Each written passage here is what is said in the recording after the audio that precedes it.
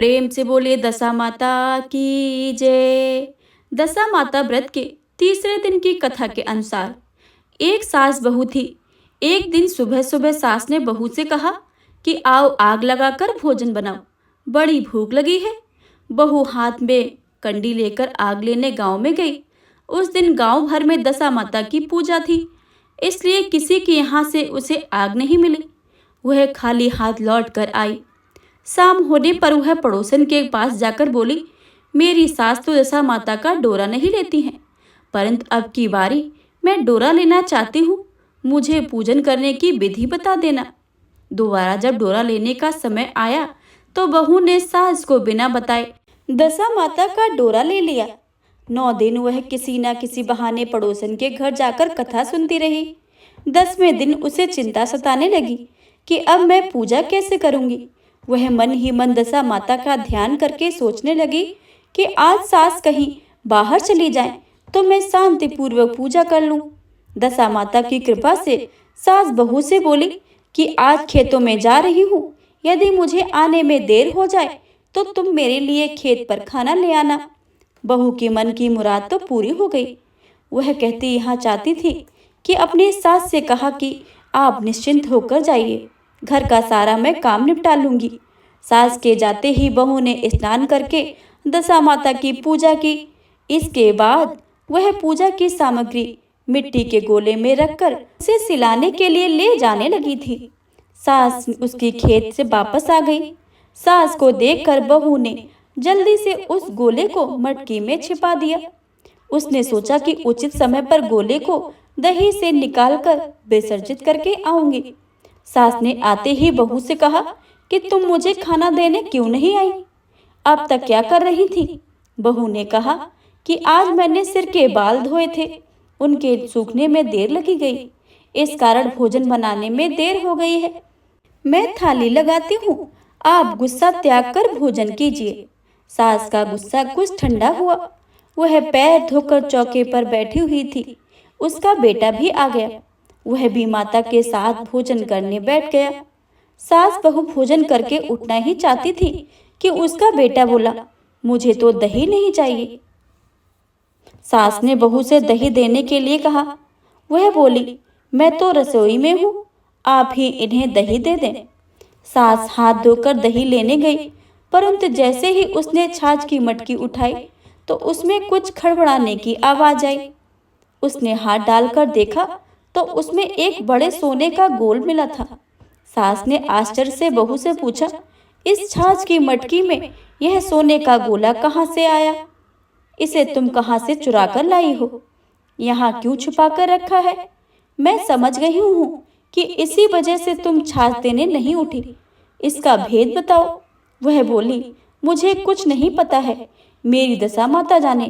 मैंने आपको बिना बताए दशा माता का डोरा बना लिया था और उनकी पूजा की थी। आपके आ जाने के कारण मैं डोरे को विसर्जित करने नहीं जा सकी। आपके डर से मैंने इस छाछ की मटकी में छिपा दिया था। दशा माता ने इसे सोने का बना दिया। मैं इसमें क्या कर सकती हूँ? सास ने बहू को गले लगा लिया और कहा कि अब मैं भी तुम्हारे साथ डोरा लूंगी और विधिवत व्रत और पूजा किया करूंगी। हे दशा माता, जैसे तुमने इनको दिया है वैसे ही आप अपने सब भक्तों को देना। एक बार प्रेम से बोले दशा माता की जय।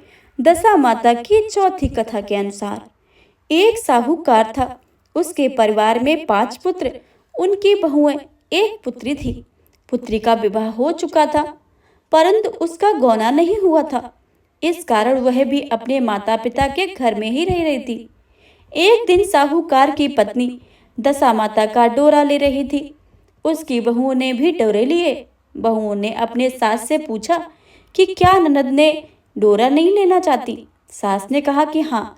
इस पर बहुओं ने कहा कि उनकी तो विदाई होने वाली है, यदि व्रत से पहले ही विदा हो गई तब क्या होगा? सास ने उत्तर दिया, मैं व्रत का सारा सामान साथ में रख दूंगी, वह अपने ससुराल में पूजा कर लेगी। ऐसा ही हुआ। उसके ससुराल से लेने उसका पति आ गया। माँ ने बेटी को विधि पूर्वक विदा किया और उसकी पालकी में पूजा का सारा सामान रखवा दिया।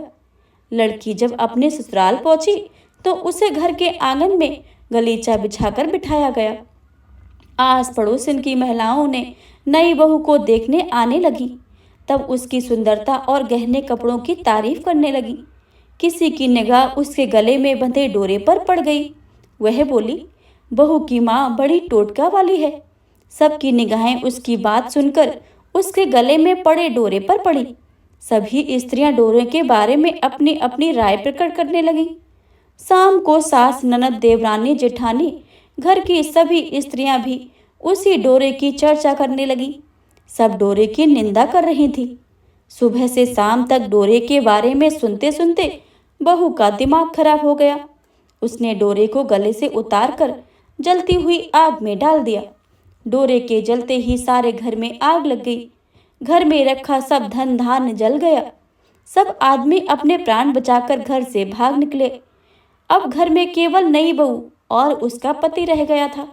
बाकी सब भाग गए थे। घर का सारा सामान जल गया था। घर में अब न खाने को अन्न था और न ही पहनने को वस्त्र बचे थे। इसलिए दोनों पति पत्नी गांव छोड़कर रोजगार खोजने चल दिए। चलते चलते वे उसी गांव में पहुंचकर गए जहां लड़की रहती थी। लड़की ने अपने पति से कहा कि तुम यहाँ बाहर झोंको और मैं भी कोई काम ढूंढती हूँ। पत्नी का कहना मानकर वह बाहर झोंकने लगा और स्वयं एक कुएं पर जाकर बैठ गई। उस कुएं पर सारे गांव की स्त्रियां पानी भरने आया करती थी। उस लड़कियों की भाभियां उस कुएं पर पानी भरने आईं, परंतु उन्होंने अपनी ननद को नहीं पहचाना। वे उससे बोली, तुम तो किसी भले घर की लड़की मालूम होती हो। कुछ काम करना चाहती हो तो बोलो। लड़की बोली, हाँ, काम तो करूंगी, परंतु कोई नीच काम नहीं करूंगी। बड़ी भाभी बोली, हमारी ननद ससुराल चली गई है। तुम हमारे बच्चे की देखभाल करती रहना और हमारे घर में सीधा साधा अपना भोजन बना लिया करना। लड़की इस काम के लिए तैयार हो गई। लड़की की भाभियां अपने घर आईं और सास से बोली, कुएं पर एक अनाथ लड़की बैठी थी। वह हमारे घर रहने आई, बच्चों की देखभाल करने को राजी है। आप कहो तो हम उसे रख लें। सास ने कहा कि खुशी से रख लो, परंतु आपस में कलह मत करना। सब बहुएं राजी हो गईं। वे वापस कुएं पर आईं और उसे घर ले गईं। वह अपने भतीजे और भतीजियों को देखभाल करने लगी और अपना जीवन निर्वाह करने लगी। एक दिन दशा माता का डोरे लेने का अवसर आया। सास के कहने पर सब बहुओं ने डोरा लिया। बहुओं ने सास से पूछा कि क्या इस लड़की के भी एक डोरा लेना चाहिए। सास ने कहा कि हाँ। बहुओं ने कहा कि इसी प्रकार आपने ननद जी के लिए भी डोरा ले लिया था, परंतु पूजा से पहले ही उनकी विदाई हो गई। अब इस लड़की को डोरा दिलाना चाहती हैं। यदि यह पूजा में पहले ही चली गई तो क्या होगा। सास बोली कि तुम्हारी ननद ने अपने घर जाकर पूजा की होगी। यह लड़की पूजा होने तक इस घर में ही रहेगी तो अपने आप पूजा में शामिल हो जाएगी, और यदि कहीं चली गई तो वह पूजा कर लेगी। सर्वसम्मत होकर लड़की ने दशा माता का डोरा ले लिया। 9 दिन तक वह दशा माता की कहानी तथा व्रत पूजन में शामिल होती रही। 10वें दिन लड़की की माता व बहुओं ने सर से स्नान किया और घर में चौका लगाया तथा पूजन की तैयारी करने लगी। लड़की बहुओं से बोली, यदि कोई पुराना कपड़ा मिल जाए तो मैं भी स्नान कर लूं। बहुओं ने अपने सास से पूछकर अपनी ननद की साड़ी उस लड़की को दे दी। अपनी पुरानी साड़ी लेकर वह स्नान करने गई। उसने सर से स्नान करके साड़ी पहनी और घर आ गई। घर पर पूजा प्रारंभ हो गई। वह पूजा में जैसे ही पास आकर बैठी तो बहुओं ने कहा, यह तो हमारी ननद जैसी लग रही है। इस पर सास ने नाराज होकर कहा, तुमने मन में जो आता है वह बोलती रहती हो। पूजा के समय भी चुपचाप नहीं बैठा जाता। चुप रहो, मुझे कथा कह लेने दो।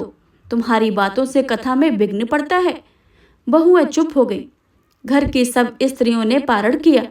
लड़की ने भी पारण किया। इसके बाद स्त्रियां एक दूसरे के सर गूंथने लगी।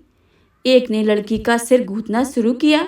वह बोली कि जैसी गूंथ सिर में वैसी गूंथ हमारी ननद के सिर में भी थी। सास नाराज होकर बोली, तुम मेरी बेटी की तुलना इससे क्यों कर रही हो। सास ने बहू को तो डांट दिया, परंतु उसकी बात मन में घर कर गई। उसने लड़की से कहा कि आज में रात मेरे पास ही सोना। रात में जो बहुएं सो गई, उसने लड़की से पूछा, तुम्हारे पीहर में कभी कोई था? उसने जवाब दिया कि मेरे 5 भाई और भाभियां थीं, तुम जैसे माता पिता थे। उसने फिर पूछा कि क्या हुआ? लड़की बोली, पीहर में मैंने दशा माता का डोरा लिया था। उसके पूजन से पहले ही ससुराल के लिए विदा हो गई। ससुराल में पहुंचकर मेरे गले में पड़े डोरे को देखकर वहां की स्त्रियां हंसी उड़ाने लगी। तब मैंने उस डोरे को आग में डाल दिया। उस डोरे के साथ सारा घर जलकर भस्म हो गया। सब लोग भाग गए। हम दोनों भागकर इस गांव में आ गए हैं। उसकी माँ ने पूछा कि तुम्हारा पति कहाँ है? लड़की ने कहा कि वह भड़ भूंजे के यहाँ भाड़ झोंकता है। दशा माता के प्रकोप से हमारी ये हालत हुई है। वह समझ गई कि यह लड़की कोई और नहीं है, उसकी बेटी ही है। तब उसने अपने 5 बेटों को बुलाकर कहा कि यह तुम्हारी छोटी बहन ही है। सवेरे होते ही माता के कहने पर 5 भाई भड़ भूंजे के यहाँ से अपनी बहनों को लेकर आए। उन्होंने उनको स्नान कराया और उत्तम वस्त्र बनाने को दिए। कपड़े पहनकर वह सुंदर साहूकार दिखने लगा। सब कुछ दिन ससुराल रहकर अपने घर चला गया। घर पहुंचकर उसने देखा कि सब लोग पहले की तरह सुखपूर्वक रह रहे हैं। इसके बाद वह अपने ससुराल आया और अपनी पत्नी को विदा करके घर ले गया। वह अपनी दशा का विचार करती हुई जा रही थी कि मार्ग में एक नदी पड़ी। उस नदी में स्नान करके अप्सराएं दशा माता का डोरा ले रही थी। उनके पास एक डोरा बच गया था। वह अप्सरा बोली, यदि इस डोली में कोई उच्च वर्ग की स्त्री हो तो उसे डोरा दे दो। उन्होंने डोली के पास जाकर पता किया और वह डोरा उस लड़की को दे दिया। जब लड़की अपनी ससुराल पहुंची तो सास थाल सजाए ननद कलश लिए और देवरानी जेठानी अन्य मांगलिक वस्तुओं लिए उसका स्वागत करने के लिए खड़ी थी। नेक दस्तूर हो जाने के बाद लड़की को आसन पर बैठाया गया। आसन पर बैठने के बाद लड़की ने कहा कि आप लोगों ने पहली बार दशा माता के डोरे के लिए अपशब्द कहे थे, जिसका यह फल था कि घर के सब लोग बिछुड़ गए तथा घर का धन धान जलकर स्वाह हो गया। बड़ी मुसीबतें उठाने के बाद अब अच्छे दिन आए हैं। आप में से कोई अब भी मेरे दशा माता के डोरे की निंदा करने की भूल ना करें। जब मेरा व्रत हो गया तब श्रद्धा पूर्वक पूजा करें। सबने खुशी खुशी उसकी बात मान ली। 9 दिनों तक व्रत चलता रहा। 10वें दिन विधि पूर्वक डोरे की पूजा की गई। 7 सुहागनों को न्योता दिया गया। उनका श्रृंगार करके आंचल भरा गया। इस प्रकार दशा माता का पूजन समाप्त हुआ।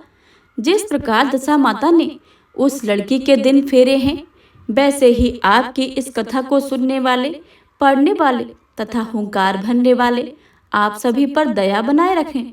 तो प्रेम से बोलिए, दशा माता की जय।